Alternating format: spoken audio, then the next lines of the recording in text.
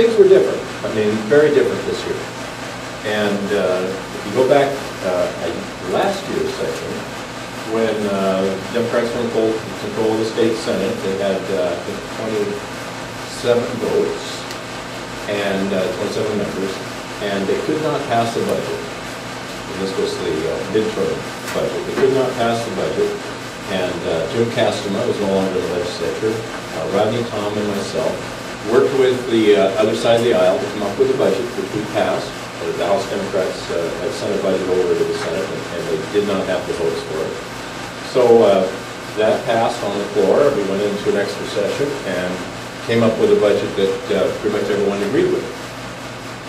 So this year, when we came back after the last election, I knew that the numbers would be very close. And I worked with another Democrat, Rodney Tom, and we worked with the other side of the aisle to form what we call the Majority Coalition Caucus. And what we wanted to do was not react at the end of the session to what some other group might present as a budget. We wanted to start at the very beginning of the term last year and present ideas and a budget, transportation, capital budget, as well as a general fund budget that would be acceptable to a wide spectrum of citizens in Washington State, not just legislators from Seattle and Tacoma and the urban population of Washington. So I'll go back a little farther to an initiative, 1033, I believe it was, that has been passed in different forms for about 6 or 8 years. And that initiative said to the legislature that it takes 2/3 of the legislature, both houses, to pass new taxes. Well, just before the session, or just after the session started, there was a lawsuit brought by various people that went to the state Supreme Court, and the state Supreme Court threw out that initiative, said it was invalid. Now, that initiative passed in every county, every one of the 39 counties of Washington, and it passed in 45 of the 49 legislative districts. The only 4 districts that it did not pass were in Seattle. So you can tell by those numbers that there's a wide variety of feelings about new taxes, but an absolute majority of the people wanted to vote on new taxes or to see the legislature pass them by 2/3 majority. So given that fact and the fact that the House Democrats had, I think, I don't remember how many members they had, I think it was 54 or 55, and Frank Chop from Seattle, from one of those districts that did not pass the initiative, was going to continue as Speaker of the House. And Ed Murray, who's now running for mayor of Seattle, from the same district in Seattle, would be the Senate Majority Leader for the Democrats. And Jay Inslee was the new governor, who received 78% of the vote from Seattle. 78% of the vote from Inslee. We felt in our group, as we started to put it together, that it was inevitable that the legislature and the governor would propose increased spending for a lot of various reasons. And the fact that the initiative was deemed unconstitutional gave them the ability to do that. Now, when the governor was running his campaign as a congressman, when he was running for governor, he pledged that he would not raise taxes if he was elected.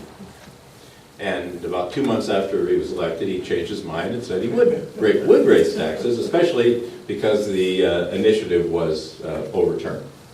So we formed what we call the militia. I would like to the Majority Coalition Caucus, but really what it is a conservative caucus. It does not, we were welcome anyone to join across the aisle. If you're a Democrat or a Republican in Olympia, you're welcome to join. We had several goals. We put it on a very short piece of paper that said that our goals are jobs for Washingtonians, improve our economy, improve our education system, and live with a sustainable budget. And those principles are, I think, what we worked on all year and eventually got a budget that reflects that. I have a little bit of a cheat sheet here, and I'll read through some of the things. The budget that we passed is $33.6 billion. That's the operating budget. And we now have $576 million in a rainy day fund. And that can only be tapped by a majority vote of the legislature, a supermajority for part of it as well. And going ahead, when we were 2 years ago, we passed a bill that said the legislature must have a sustainable budget in 4 years. You just can't pass a 2-year budget and then make it unsustainable out into the future. So we're working on that very hard. This budget is a 12% growth of education spending and a 3% growth of non-education spending.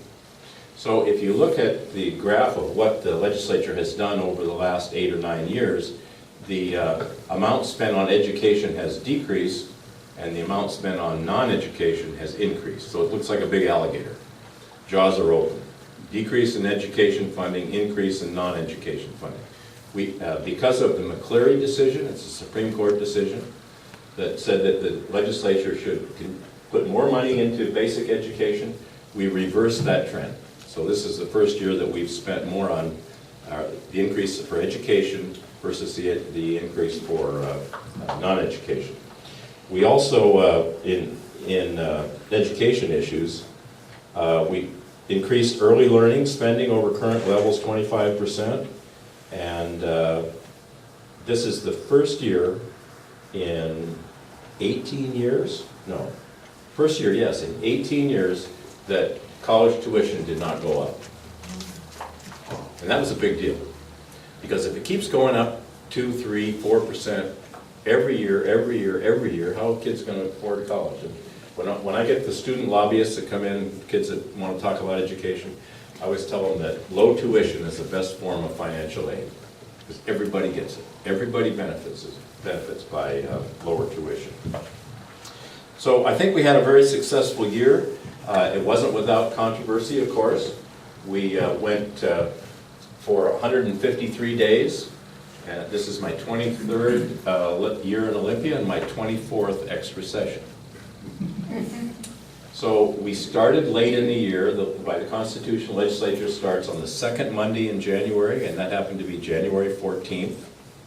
So that was late, not January 8th, 9th, or 10th. After the first session was over, I think and the reason that we went longer, that didn't finish on that session, was that the House Democrats and the Senate Democrats felt that our coalition would just fold up. If they waited long enough. We only had 25 votes. We had Mike Carroll from Lakewood, who passed away during the session, a very strong member of our coalition. And so we only had 24 members, so it was 24 to 24.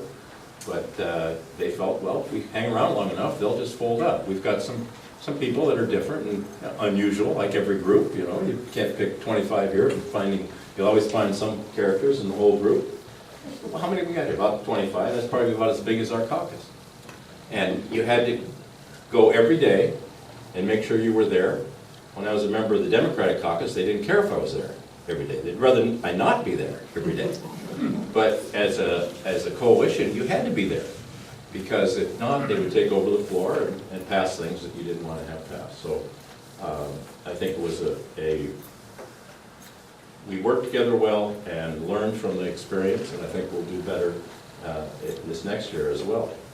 The governor proposed all kinds of new taxes, over $1.3 billion in new taxes, that did not pass. They had new taxes on bottled water, beer, B&O taxes, business and occupation taxes for a whole variety of professions, from barbershops to beauty shops to you name it, but had to pay more B&O taxes, which would have been passed on to you in the form of prices, of course. So that was a success, because I don't think people, obviously by that vote on the initiative wanted a lot of new taxes. We finally passed a budget after another special session, and the budget was passed in the Senate by 44 to 4. 44 to 4. And in the House, I think it passed 86 to 11. So people, they disagreed, but in the end, they voted for it. So you get a lot of criticism. Well, that coalition caucus, they didn't know what they're doing. Well, you voted for the budget, didn't you? You liked it, or you wouldn't have voted for it. We worked very hard to be inclusive. We had the committee chairs of most of the committees, but we offered to the Democrats the committee co-chair of the Transportation Committee, which they accepted, chair of the Agriculture Committee, chair of Financial Institutions and Insurance. So they had several chairs. I was elected the President Pro Tem, so I presided in the Senate floor when the Lieutenant Governor was not available. And that's a vote by all the members of the body. And I was the only one that was nominated, but I thought I might lose, but I did win by 30 to 14. So anyway, and it was a nice experience as being the presiding officer. You get a total different picture of what's going on the floor. You try very hard to lead the debate, make sure that the debate goes from one side of the pro to the con, and manage the issues that come up. And it was quite the experience, so I enjoyed that very much. Let me talk a little bit about transportation too, and I'll leave plenty of time for your questions.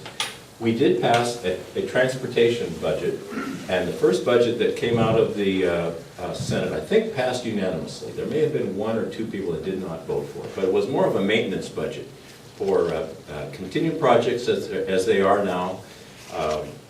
Maintenance operations, the 520 bridge, those projects would continue. The House voted for that, and the governor signed the bill, the transportation bill. Now, it had very little in new fees, but no new gas taxes. So the governor and many of the legislators felt that we should build a new bridge over the Columbia River in Vancouver side over to Portland, the I-5 bridge. And they've been working on planning this bi-state project for 9 years. And the two states, or that Washington alone has spent, I think, $176 million on the planning for this bridge. Okay? Now, this bridge is not on a list of bridges that are failing. It's an older bridge, but there's a lot of bridges that are on lists that are failing. The project it does include light rail. And that's why it's so expensive. Because a light rail cannot go up a grade and down. So if you go down to Portland and you go on 205, it's a nice bridge, I guess 3 lanes on both sides, or 4 lanes on both, maybe 8 lanes, 6 or 8 lanes. Nice big arch over the Columbia River. The bridge that is at Portland is a flat bridge, but they wanted to have another flat bridge so that light rail could cross it. And the bridge that, as designed, was lower than the 205 bridge. Not higher, lower. And it would cost about 6,000 jobs as if it was built that way. Mainly because there's several companies that are upriver that use the old docks that were put in during World War II. You'll never get those replaced. They build drilling equipment for the North Slope. They ship large, tall cargo, and it wouldn't go underneath the bridge if they had light rail. So I worked very hard to find an amendment that would satisfy people. And the amendment that I proposed said that the Coast Guard, which is going to determine if this structure, this design is suitable, is going to determine that on September 30th. September 30th. And that's when their decision was due. So we would, in the budget that we passed, I had this provision that we would wait until the 30th of September to see if the Coast Guard approves the design, and then the next session would only be a couple months away. We can make our decision if we're going to fund it or not. Well, the governor vetoed that portion out of the bill. He vetoed that portion out of the bill, so it reduced the Senate transportation budget by $81 million. Now, what he did before he vetoed that is we had a meeting with about this many people in the room. And the governor was in the meeting, and this was with the coalition caucus. The governor was in the meeting, and Ray LaHood from Washington, D.C., who had served in Congress with Governor Inslee, is the Secretary of Transportation. He's been replaced now, but at that time he was the Secretary of Transportation for the federal government. And we sat down and he said, his speech was, be a leader, stand up and do the right thing, all these cliches, everyone's counting on you, don't let us down, we've spent $175 million on this design, you have to approve this. It means everything to commerce going up and down I-5, Oregon's already approved their money, you have to do it. And everybody then went around the room and said their well-reasoned arguments why we should wait and determine if the design is okay, especially the height of the bridge and light rail issues. Now, the federal money, $500 million coming for the bridge from the feds, is only for light rail. It doesn't pay for any of the other parts of the bridge. Plus, they're going to put toll on the bridge, and Clark County, whose many residents use that bridge every day to go to work in Portland, would pay the big share. So finally it came around to Pam Roach, who's a very outspoken person, as you probably know, and she said, well, this sounds like that guy that wanted to sell me the used car, and he said, if I don't buy it tonight, it won't be here in the morning. But we need to look at it. So it went all the way around the room, and then someone said, well, Governor, what about all the jobs? And he said, well, I've met with those companies upriver. And I said, well, what did the companies say upriver? Well, I've met with those companies upriver. Well, that's all he could say is, I've met with them. He wouldn't say that they were happy or unhappy or were moving or weren't moving. So when it came to the vote for that, we just didn't include it in the budget. And he vetoed the $81 million, which would have kept things afloat. So now it's a big push to have a special session for transportation, which I don't think will happen. I think we'll wait till January. And our coalition caucus is ready to announce probably tomorrow a road show. We're going to go around the state and ask people what they think about the Department of Transportation. So, okay, here's the issue. A floating bridge that doesn't float. Pontoons that don't float, that's $150 million they've wasted on that. Plus more is coming out on that. And the guy that designed these pontoons from the Department of Transportation, and his punishment for a bad design was a letter to his file. Okay? A letter in his file. It's very disappointing that people would go out and try to design something in-house which is a one-off. I mean, you just don't design pontoons for a living, I mean at DOT. There isn't a whole call for that, but they assembled this team to save money, to design them themselves, instead of contracting the design. So they've had to recall these pontoons, and put cables in, stretch the concrete, try to compress things. You know, on Highway 16, they've built some ramps that don't match up when they leave the freeway. Same team, huh? Yeah, same team. There's a lot of issues of accountability, and we think that if the public isn't happy or confident that DOT can deliver projects on time, they're not going to vote for a gas tax for new projects. They just won't. And the Belfort bypass will be part of that. If we pass a transportation package, I'm confident the bypass will be in there, but you will have to vote for it. And I don't know that people around the state are willing to say yes to a gas tax unless they know that transportation is you're getting value for your dollar. So we're going to ask people what they think. We're doing some auditing right now as well, trying to understand why Washington transportation projects cost more than any other projects in the country. Now we have water to go over, we have unusual terrain. Yes, it's not flat like Texas, but why should we be spending this incredible amount of money on environmental review, mitigation, all the things that we spend money on, and not getting value for the dollar? If transportation projects are this expensive in our state, more expensive than any other state, there's got to be some way to cut that cost. Why are we paying state sales tax on transportation projects? We're just paying it to ourselves. It doesn't make much sense. So anyway, that's a big issue, and we'll continue to work on that. Can't think of what else I might add. I know that, you know, from some of your questions, as we get farther away from the session, it gets foggy back there in the rearview mirror. You don't see too much, but I'm interested in your questions and about the county as well. I see Randy came in. Hi, Randy. He can take all the questions for the county.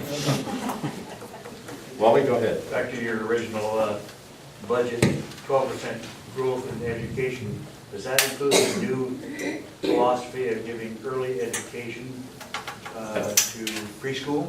Yes. Statewide?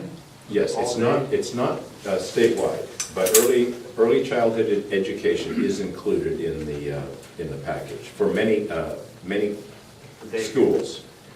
For schools that are poor performers and have lower incomes. For the higher performing schools, it's not included. So it's not all the way across the board. And I should make one more comment about transportation. The other part of the transportation budget that we didn't like was assistance for transit. So right now, the city of Seattle and Tacoma want the state legislature to subsidize transit in their cities. Okay? So who could guess what the average income of a bus rider in Seattle is? 80,000. You're real close, $73,000. Yeah. Okay, $73,000 average income. I don't know what the average income is in Mason County for Mason Transit, but I know it's not $73,000. So what we think is that people that ride the bus in Seattle ought to raise their fare first instead of go to the state and ask the state for money for a subsidy. The same with Tacoma. Now their argument is that takes cars off the road. Well, the fact is, if you look at 277 metropolitan areas on the West Coast, who has the longest commute, the most congestion, longest commute, and they measured it in time. Okay, would it San Francisco or Seattle? Shelton. Sheldon? Shelton, Washington. Out of 277 areas that were studied, has a longer commute time. You're in the car longer than if you live in Los Angeles, San Francisco, or Seattle. Yeah. Because there are no jobs in Shelton. Oh. So my daughter works on the Mercer Street mess up in Seattle, and I was up there visiting her and I walk around. There's people from Shelton that leave at 3:30 in the morning to run excavator up there on that project, and they're in the car all day, all morning, and all into the evening coming That's home. Wes, our grandson. It makes it tough. So if you're going to live in Mason County now, you're pretty much a commuter. Yeah. And as a commuter to Seattle, what we're doing is just causing more congestion in the city. We need, again, more jobs. So this coalition is not about just politics. It's about jobs and the other parts of the state. And if Seattle will control what our budget is, what bills pass, I think when you do things across the aisle in a bipartisan way, you get a better product. Everybody gets involved and gets to vote. So in New York, there's the same type of thing going on. New York State, we have no connection with that. It's just a fact of life. With New York City versus upstate New York and some of the rural areas as well. There's some things that are happening in Hawaii that are very different like this as well. So I think people are just saying that the parties don't have the solution to what we need to do in this state.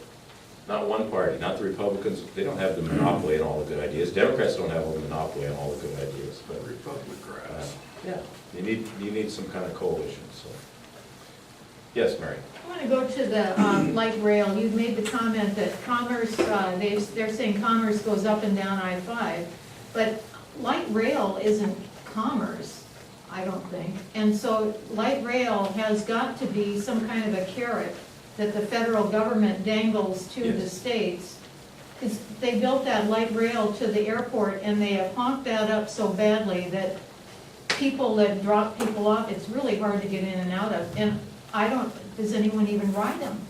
Yeah, I don't know what the ridership is, but it is so expensive, it's unbelievable. Yeah, Don? Sound Transit, the first year they ran to Tacoma, made a mistake at the end of the year printing how much money they spent, and they also printed the number of passengers. Oh. And it worked out to over $300 per passenger per ride. Oh. They haven't put it in the paper since. Yeah. Well, what is the carrot? There is a carrot. That's what it is. They want you, like for the bridge over the Columbia, they want you to take the money, but it's only for transit. So it is an effort to get people out of their cars, which is fine. I mean, there's other ways to travel with it as well. But light rail is just so darn expensive that it's very difficult to do. And the cities that it's worked, of course, are cities that have started years and years ago. So it's hard to catch up, yes. Those pontoons that we've been reading about, the cost overrun fund was $500 million when they first started, and is that gone now?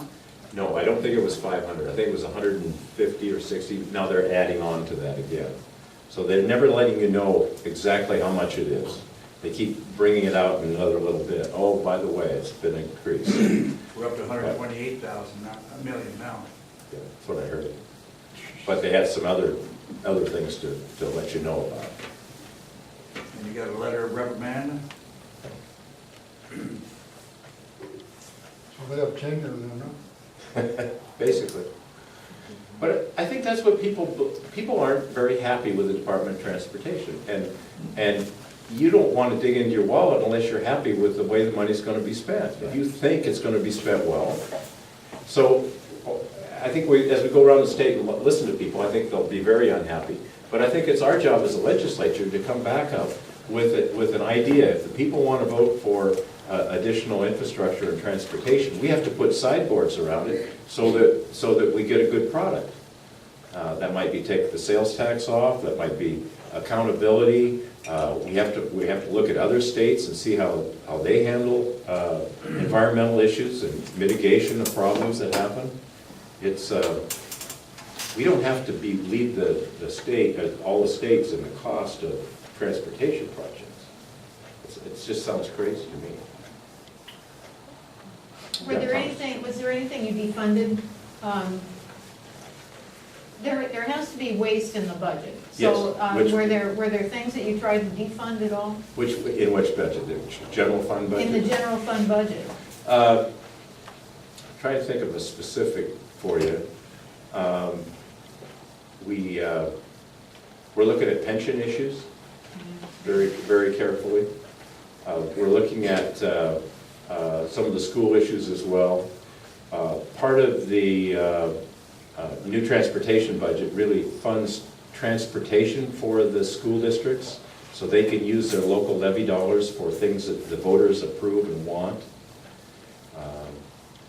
We have, this eliminates, I think, waste. We had a bill that didn't pass, but it says that the principal is in charge of the school. Imagine that. Yeah, that's a good idea. Yeah, the principal is in charge of hiring, so that the unions, you know, if they assign, if somebody is not a very good teacher, they like to assign them to another school, and the principal doesn't want to take them, but has to take them.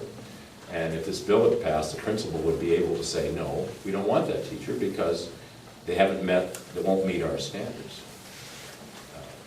But that did not pass. We had a lot of issues that didn't pass that we promoted though as well. But if you don't get them out there, then you don't have trading stock at the end to see what the other side wants too.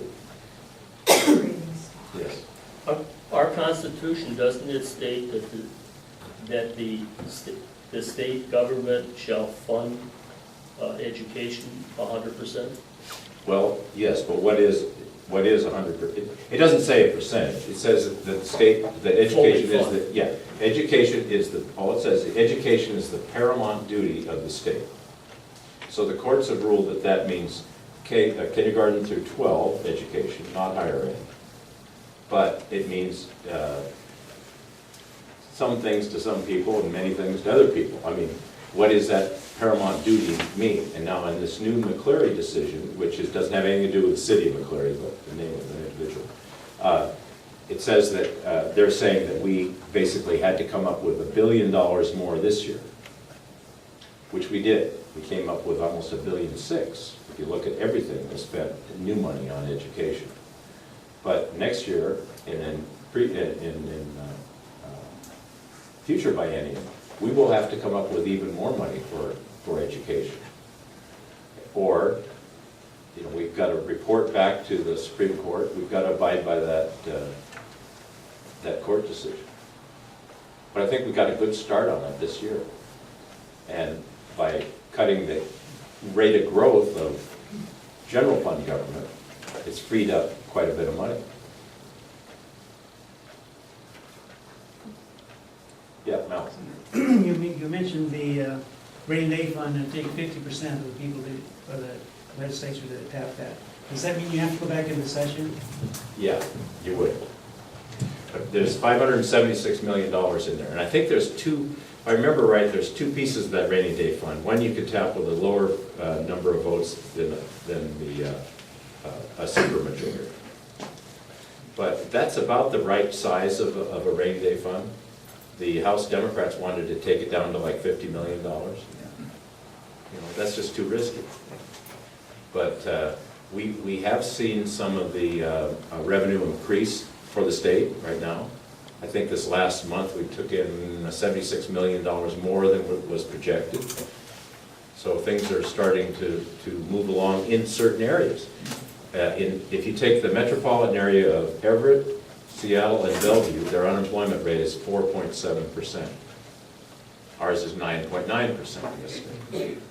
If you look where my daughter works there on that Mercer Mass project, Amazon has bought all the property that Paul Allen acquired that they need from him. And now they're building 3 buildings, each bigger than the Columbia Tower. Wow. Imagine that. That's a huge bunch of real estate. So, yes, Don. Jim, is that letter of reprimand, is that a union product? I don't think so. I think this individual Don't is. those people work for you guys? What's that? Don't those people work for you? No. The Department of Transportation, when Lowry was the governor, every governor wanted to control transportation. We had a transportation commission, which the governor appointed, which was very strong. And in, I think it was about 2003, there was a bill before the legislature that passed. I did not vote for it. I was the only Democrat in the House and the Senate not to vote for it, which gave the governor control of transportation. So it's a state agency under the governor. And the governor appoints the Secretary of Transportation. The new governor let Paula Hammond go, who'd been, as an engineer, been there for 8 years, and he appointed a younger lady named Lynn Peterson. And Lynn Peterson was a county commissioner in Clackamas County in Oregon, and an environmental advisor to Governor Kitsap. No experience. Not at the executive level. So the Senate did not confirm her, but she could still serve unless the Senate does not confirm. The only thing you control is the purse string. Yes. Now, when everybody saw the accident they had in Skagit County when the truck hit the bridge, knocks the bridge down. Lucky nobody was killed. So how many weeks did it take to rebuild that bridge? Not very long. 6 weeks? 6 weeks. 5 weeks, something like that? So what that was, to me, that was a transportation project. And what we have when we build other projects is just a more of a work program. because you have, of course, the prevailing wage, you've got all the planning that goes into it, all the environmental review.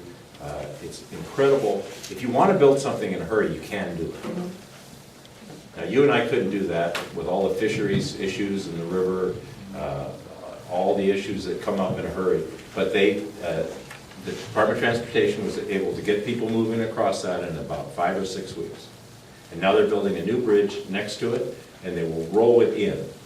It'll be on rollers, and they'll just move it across in a day, and they'll sit right where the old bridge sat. At a really a minimal cost for that kind of repair. So what we need to do is start doing projects that are transportation projects, that are fixes for problems, and not just big job projects. Because we have all, apprenticeships. I like apprenticeships are great. Union apprenticeship to get the young people in and work. But if it just drives the cost of a project through the roof, it's crazy. Yes. When they said that they okayed full-day kindergarten, I'm totally against that. And so how young, like in the preschool, you talked about? Yeah, I don't know for sure. Kathy's really good at that, giving you an answer. But I think it's more, it's kindergarten. I don't believe it's pre-kindergarten. Well, I mean, we work for a principal that he advised parents to keep their children home till they were 6. Because, like you said, they, and both Paula and I worked in the school with him, and they'd say, oh, my kid is so smart, he's ready at 4, And by the time they're 5, and what Roger would tell them is, your kid and my kid, all the kids are really smart at 5, but they're not mature enough to handle the work. So that paying for another half-day kindergarten, which a kid isn't even ready for, it should be done at the top in the high school so they can get ready for college, and we wouldn't have so darn many dropouts. And we do have a lot of dropouts. But kindergarten, It's terrible. but making it all day, just a prepaid babysitting service. You're right. Yeah. That's exactly what it is. Well, there are some kids that don't get taken, and I'm not a big, huge defender of our school system, but there are a lot of kids that have big problems because they're neglected by the parents. True. And so now school has become, They're The babysitters. for a lot of issues. Yeah. I got one hard spot with the legislature. Maybe you'll love this one. Maybe you'll sponsor a bill that all the legislatures get paid for the regular session, and if they go into special sessions, that nobody gets paid a penny, because you're encouraging them to fail and drag their feet because they can make more money, and some of them will. That don't have a lot of work to keep them busy. Don't think about it. I don't think there's too much of that in a way. The one thing is that we're a citizen legislature.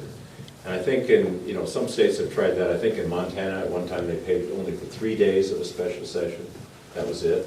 I mean, that's the kind of thing I think would be a reasonable alternative. But you could have a situation where only people that are wealthy are in the legislature. It's tough, I know, for people that are in Spokane, have a young family, to come over and be here for, they paid $41,200 a year. That's it's tough for some people to make that with a family. But that's true, but Yeah. it's really not considered a full-time position. It's not. It is a citizen legislature. There are lots of people making less than 41,000 That's right. that are working full-time. Right. I think it's a disincentive the way it is right now, though, because it doesn't force the issue. If you start hurting their personal pocketbook, maybe they'll compromise a little quicker. Yep. Well, it's a good point of view. Yeah. But the governor has to call a special session. The legislature can call itself into session, but it's never done. The governor could do it. Then the governor always tells you that we're gonna call he's gonna call us, or he or she is gonna call a special session. It's only gonna last for 5 days. No, can't do that because it lasts up to 30. And it's only gonna deal with these 3 topics or 2 topics. Can't do that because it doesn't, Well, you can deal with any topic you want. really, it should be limited to the reason why you call it. But that's not what the Constitution says. Yes, Don? Tim, isn't this budget thing and this special session is gonna be better this from now on because of the earlier report of the fiscal status of the state? Yeah. Did you guys change that? Yes, we have a bill, and I believe it passed both Report houses. came out, what, March or something? Right, the fiscal, what we call the forecast, financial forecast comes out in March, and a lot of people kind of just sit back and say, well, let's just hope it's better, and now we'll have that earlier. I think it's another 6 weeks earlier, which is very helpful. And the Forecasting Council does that work for us. It's a bipartisan or nonpartisan group that puts together the economic forecast, not only for the amount of revenue coming in, but what the forecast is going to be for the caseload. How many people will be on welfare, how many people need assistance. That's a big number, but it's been dropping, and the revenue has been increasing. So you get a double benefit when those caseload numbers go down and revenue goes up. Yes? You meet once a year, every year. You work for 2 or 3 months, and then what do the legislators do for the rest of the year? I mean, Well, yeah, most people have another job, I would say. I'm trying to think of some other people. There are some people that are retired, certainly, that's their only job. well, do you But- live and breathe your being a senator of the legislature, or do you put it aside and live your life? Yeah, For the I rest think, of but the year. that's what I do. I mean, I put aside and do the other thing, the county, or, we each have one person that works for us full-time in Olympia. Some people have a district office, but that's not far from me. So Carol's been there 28 years. She's very good at constituent issues and those kinds of things. So we have one person that works for us full-time. Other people have jobs in education. There's people that work at Boeing. There's people that are police officers. There's people that are teachers. Whole variety of subjects of occupations, which is actually good. We used to have a lot of attorneys. We don't have many attorneys now. Wow. Yeah, it's really hard to have a law practice and the legislature. Your partners get pretty mad when you're not there. Let's think what other people do. Firemen, we've got firemen there, firefighters, can't say firemen, firefighters. There's a whole variety of occupations. I heard one guy has a tree farm. Yeah. Yeah. Cut timber, build roads, sell gravel, sell oysters. So what do you think is the difference between the urban and the rural? You know, there appears to be some kind of divide there. Right. What's Well- your opinion Well, about it? people that live, there's a much higher income in Seattle, let's say, for example. They are, people tend to live, and there's a new book about this called, oh gosh, I think Bill Baldwin is the author, and people tend to live where they feel comfortable with other people that are like-minded, for example. Look at Austin, Texas. Look at Seattle. I mean, it's a very liberal city. Look at Orange County, very conservative area. So people tend to live where they're kind of like-minded. So if you look at Seattle, there's a very high income. Housing costs are extremely high. They are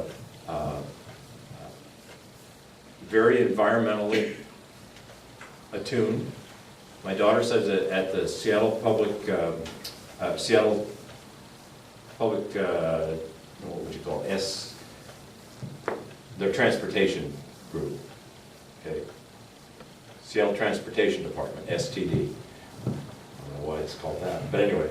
They have a guy that walks around all day long, this is his job, to take digital photographs of the crowns of trees that are on the, between the sidewalk and the street. He does that every day. because they want to catalog all those street trees, so they can manage them.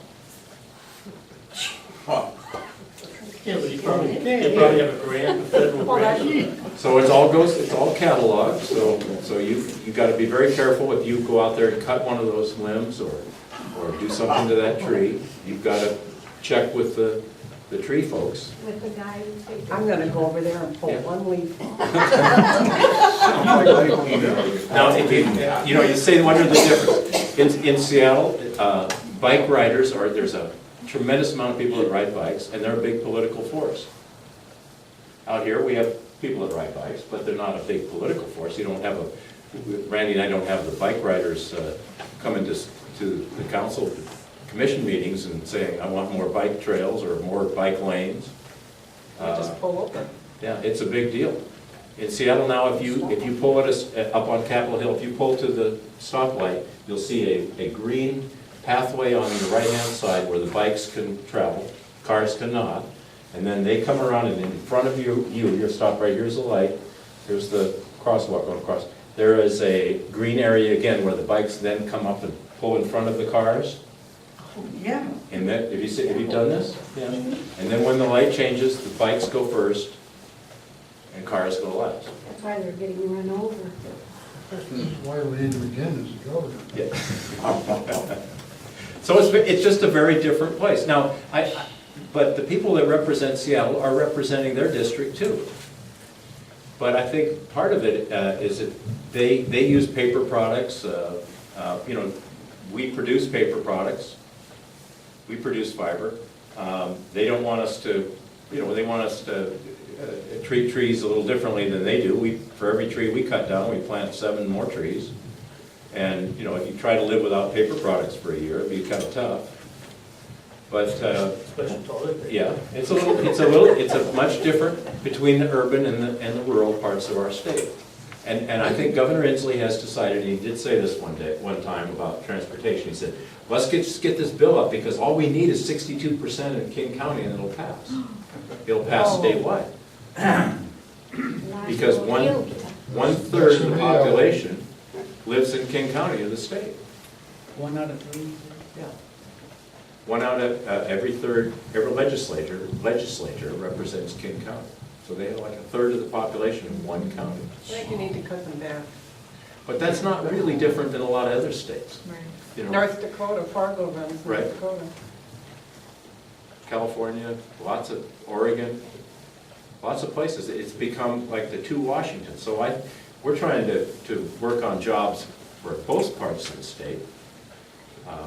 I'm supportive of the tunnel they're building in Seattle. I think that's a great idea. You get the viaduct down, what a wonderful park that'll be. You'll have cruise ships, you'll have all that activity, and we share in that tax revenue too. It'll be a wonderful setting without that viaduct. But, we should be able to do some things here as well. So. I want a stoplight up there by McDonald's. That's a transportation job. That's transportation project. On the hill. But it's amazing how much a stoplight costs. Depends on the area, but it's just amazing. How much? $1 million. Yeah, some of them can go that high. Yeah, I remember the one on 106. Yeah, real expensive. Okay. Yes, Bob. I'd like to talk a little bit about local, of course, the Belford sewer. I think most people here realize that sewer is basically scheduled to go into decline January 1st with rates somewhere between $200 to $300 per ERU. And that, of course, an ERU is like one house. When you've got QFC who might have, I think the last time I saw the sheet it was 26, and I think they negotiated down, but businesses have many multiples of this, so it's not just $200 to $300, it's thousands of dollars a month, which affects our overall economy here. And as a county commissioner, my question to you is, what can you do to help resolve this problem? Okay, now you're on the sewer advisory committee. Have you got any ideas too? Yeah. Okay, well, one thing I think we have to do is refinance our debt. We have about 5 different loans. one that is at 1.3%. I certainly wouldn't refinance that one, but there's opportunity to refinance the higher interest debt. That's good municipal finance. I would use some of the, a very large share of the .09 money, and that is money that comes to the county for economic development. It's 0.09% that is limited to expenditures for economic development. We're scheduled to spend, I think, $300,000 of that next year to subsidize the sewer rates. I would also use some of our real estate excise tax to do that as well. And I think that getting over the first few years will see us through. I'd like to keep the rates at $96 a month, not go any higher. I don't want to expand to other parts. I think phase one is adequate right now, and if we were to move the sewer to, or expend the sewer to other areas, the state would certainly help finance that because they want to see us get more hookups. But the people that are out there are afraid of the cost. And I think the fact that we've got the commercial area sewer, I think we'll start to see some economic development from companies that will come in that would never come in when there wasn't a sewer. Now, I read a couple articles in the paper the other day. I think there's some misconceptions there. Number one, the Belfair urban growth area was sized by the public. The public wanted a very large urban growth area, and many of the large landowners wanted to have their lands included in the UGA so that they could have sewer and have development. There was an idea to connect the sewer in Belfair to Allen, and they did not want to do that. Brian Peterson was one that said, absolutely not, we're going to have our own sewer here in Belfair. So that was an idea that was not popular with the public at that time. The issue is the state of Washington, if you have an urban growth area, you have to have urban services. So we did not have a choice as a county commission. We had to build a sewer. Is it too big? Probably at the beginning, it's larger than you need, but it's an awful lot easier to build it the first time than later on. Was it built for SKIA, for the South Kitsap Industrial Area? The answer is no, but the fact that it's close to that, I wouldn't turn somebody down if they said, I needed to fund a large manufacturing plant that's in Kitsap County and we need wastewater. I think it would help the existing ratepayers if we did that. Can I follow up on that? From what I've seen on the numbers, on the solutions that you're suggesting here, that isn't going to cover that. I don't think it's going to come anywhere near covering the maintenance operation cost, which includes the debt. Well, I think we could for a couple of years while we see growth come into Belfair. Before with the moratorium. Don't show that. Well, have you got an idea, Bob? Well, we're just happy to hear about it. Yeah. I think that Mason County owns this. And as I said before, I think Mason County should be responsible. It's not. So you're going to tax the people in Potlatch or Hood's Ford? I think everybody in Mason County should be. I don't think you can do it. I know you can't do it, but that's what I think. That's what I think should be. Because it's an enterprise fund. They're not getting the benefit of it. You're a property owner. You're getting the benefit of it. Your property values, you're not getting the benefit? No, I've got a sewer bill every month. I'm looking at a triple sewer bill and my septic is working fine. Well, if What's the benefit? I can't sell my property because the Belfair UGA is declining, as far as I can tell. It was projected maybe as high as a 1% growth rate. We're probably maybe close to that now. yeah. But it's not, we aren't going to grow out of the problem. We can't get enough new businesses in here, investors. What are you doing to market your property? You have sewer to the road, to your buildings, right? You're on the sewer line. What are you doing to market your property? It's for sale. It's for sale. With John L. Scott. John L. Scott? Okay, a friend of mine in Lake Cushman sold their house. They put it on the market and had 2 offers within 2 days, and those 2 offers competed and one paid more than the asking price. Well, mine's a commercial property. I know. Which is a difference. And here's what the realtor did. They hired a realtor who came in, put sticky notes on everything in the house that needed to be fixed, hired a helicopter, took a beautiful picture, marketed it on the internet, worked hard to get a sale. I think if you want to sell something today, you can sell it. If you work hard and tell people what you have.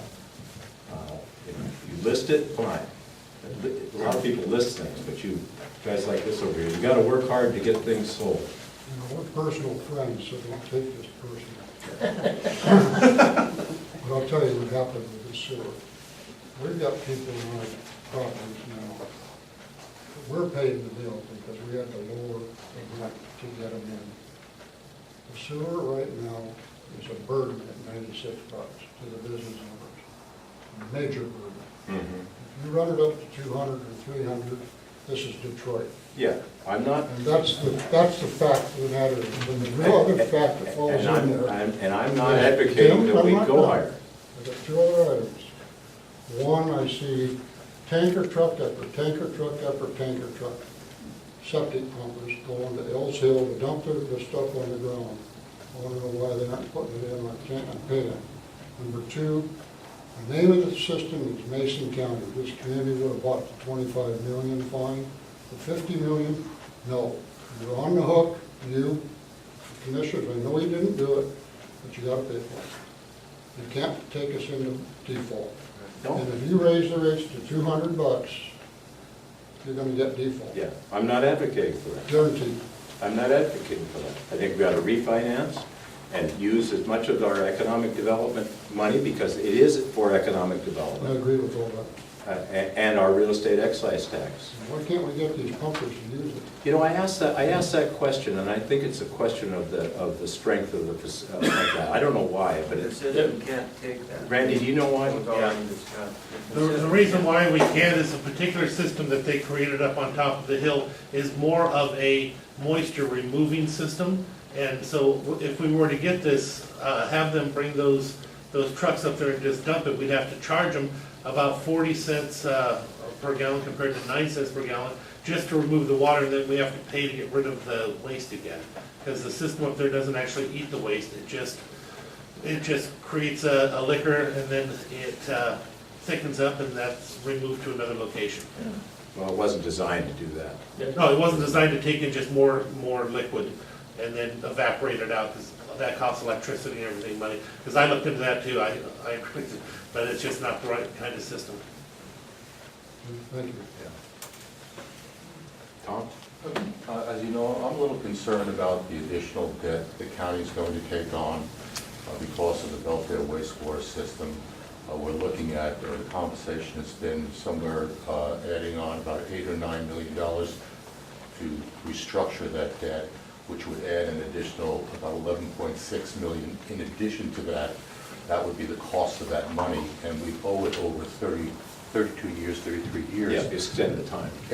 Would it not be a better idea, since all these proposals are predicated on economic development getting better, wouldn't we be better off going with a county a credit line at 2.5% or a large portion of that, and if we're gambling anyway, and see if we couldn't pay that off, because once we're stuck in that bond sale, we're stuck for the rest of the. And rates are going up too. Yeah. So, yeah, I want to take a look at all the options, and that's a better option, I think, right now, than extending the debt and taking on too much. Okay. Well, thanks for having me here. No one. You bet.